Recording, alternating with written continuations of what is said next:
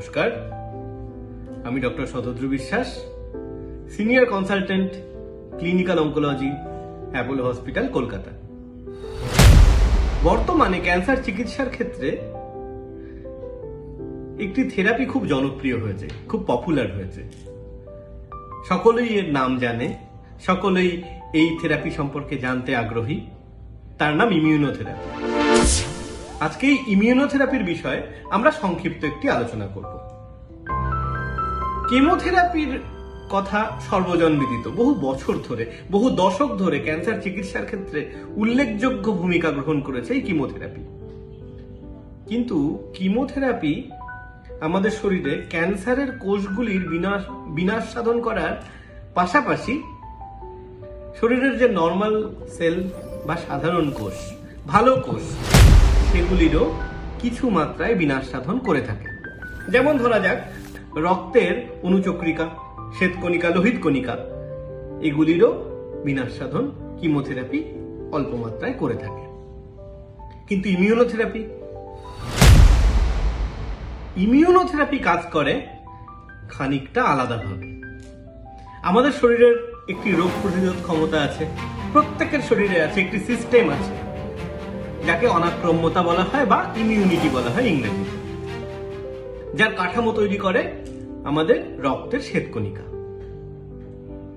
এই ইমিউনোথেরাপির কাজ হলো ওই সিস্টেমটিকে এমনভাবে মডিউলেট করা যাতে আমাদের শরীরের ওই অনাক্রম্যতা বা রোগ প্রতিরোধ ক্ষমতা নিজে থেকে ক্যান্সার কোষের বিনাশ সাধন করে।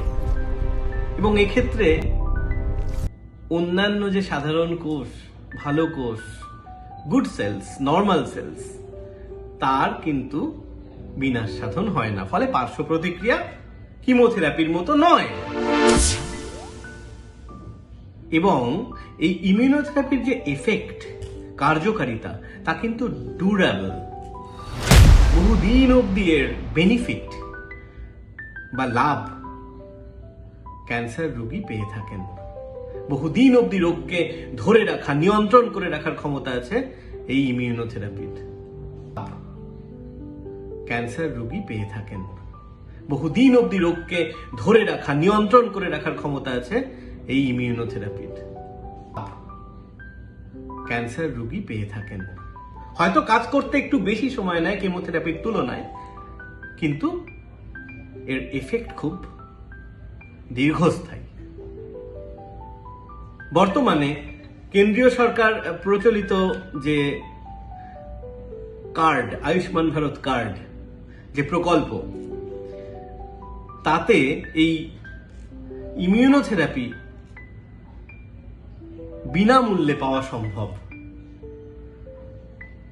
যদি আপনাদের পরিচিত কোনো ক্যান্সার পেশেন্ট থাকেন, তাহলে অবশ্যই তাকে নিয়ে আসুন আমার অ্যাপোলো হসপিটালের ক্লিনিকে এবং এই অত্যাধুনিক চিকিৎসার মাধ্যমে তার চিকিৎসার সুযোগ করে দিন। ধন্যবাদ।